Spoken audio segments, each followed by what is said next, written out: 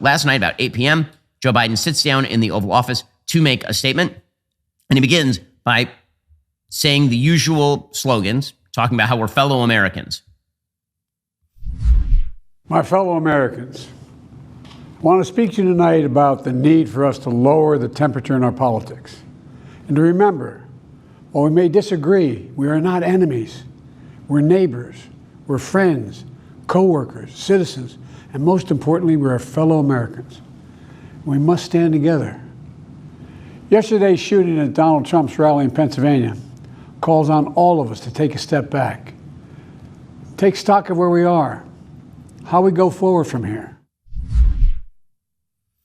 So, again, this sort of rhetoric about how we need to take a step back and your central message was precisely the opposite of this thing. It was precisely the opposite of what you're saying right now. You're saying we're not enemies, we're friends. You literally said in the debate, that was just a few weeks ago, you said you were asked a direct question. Are the people voting for Donald Trump a threat to democracy? And you said the more they find out about him, yes. You labeled what is likely to be 80 million Americans threats to the democracy. That is a hard one to walk back unless you are willing to just clearly say the thing, including me. It's not all that hard. It's not all that hard. You know, many of us in public life, we've said things that we regret. Many of us have said, if I could do it better, I would have done it better, and now I hope to do it better in the future. Or here's a generalized political problem in which I myself have engaged. It happens all the time, but Joe Biden can't find it in his heart to do it. Why? Because he can't let go of the message. Understand, he is stuck now between a rock and a hard place. The rock is that his centralizing platform, his centralizing message is in fact inherently dangerous. Okay, that is the big issue. Okay, because that's the rock, and the hard place is that if he keeps embracing that message, it obviously is the impetus for violent actors. That's the rock and that's the hard place, and he can't escape that, except he's going to try and walk between the raindrops here by suggesting that everybody needs to take down the temperature except for me, except for him. That's the big problem here.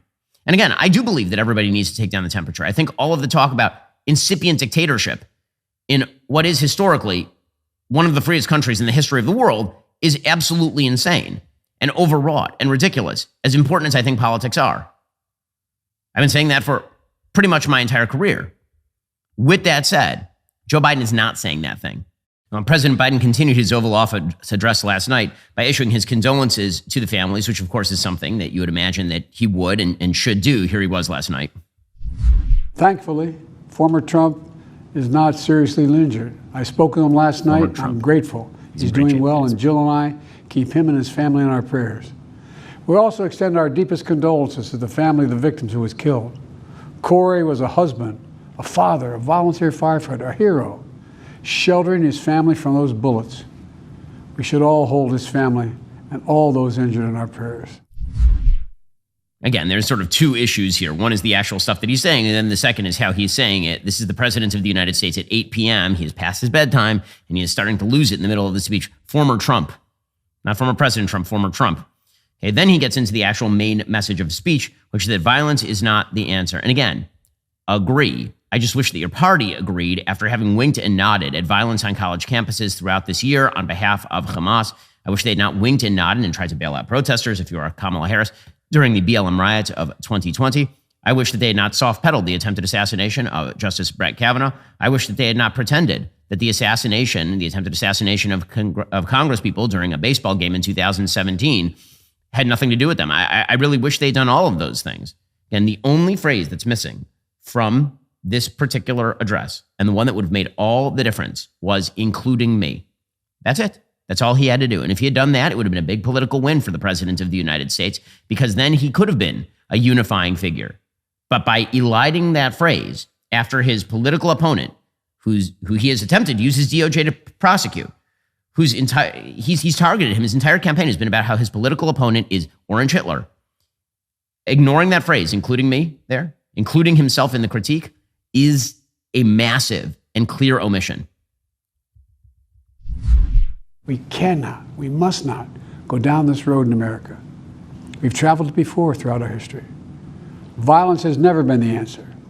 Whether it's with members of Congress of both parties being targeted and shot, or a violent mob attacking the Capitol on January 6th, or a brutal attack on the spouse of former Speaker of the House, Nancy Pelosi, or information and intimidation on election officials, or the kidnapping plot against the sitting governor, or an attempted assassination on Donald Trump.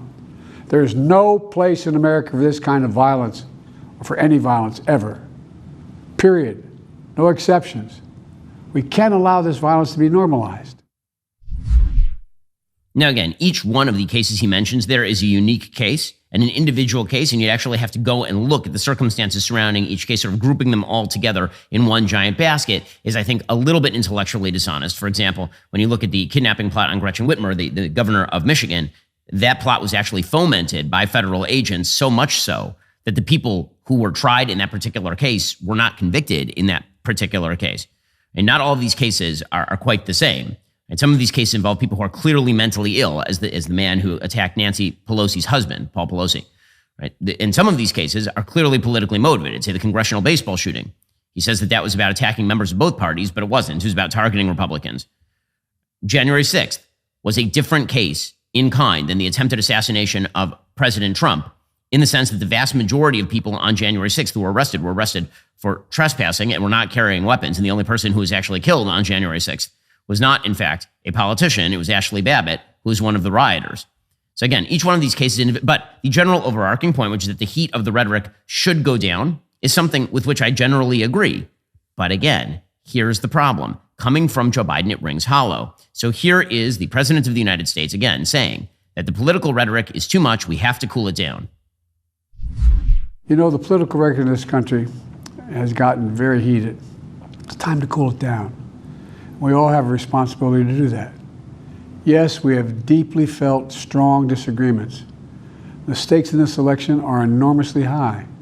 I've said it many times that the choice in this election we make in this election is going to shape the future of America and the world for decades to come. I believe that with all my soul. I know that millions of my fellow Americans believe it as well. And some have a different view as to the direction our country should take. Disagreement is inevitable in American democracy. It's part of human nature. But politics must never be a literal battlefield, or God forbid, a killing field.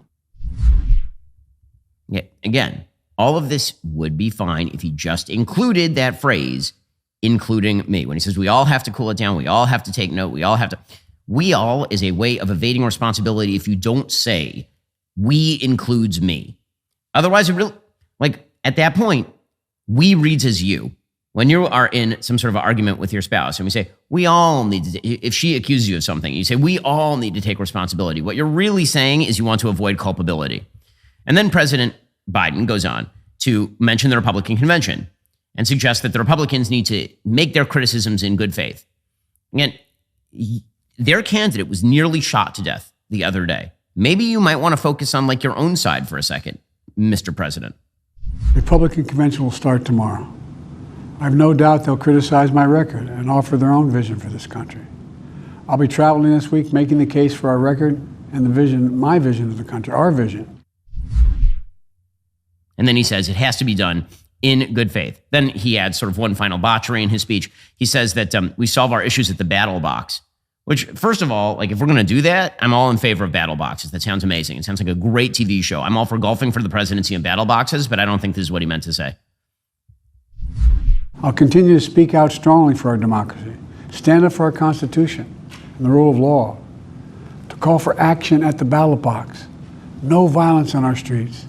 That's how democracy should work. We debate and disagree. We compare and contrast the character of the candidates, the records, the issues, the agenda, the vision for America. But in America, we resolve our differences at the battle box. That's how we do it, at the battle box, not with bullets. The power to change America should always rest in the hands of the people, not in the hands of would-be assassins. Again, there's the message, and then there's the deliverer of the message, and it is not a particularly well-delivered message from the President of the United States. Are you tired of the lies and the twists of the mainstream media talking points? Yeah, me too. Join me in my newest series, Fact, where I dismantle and bring truth to this tiring mainstream agenda.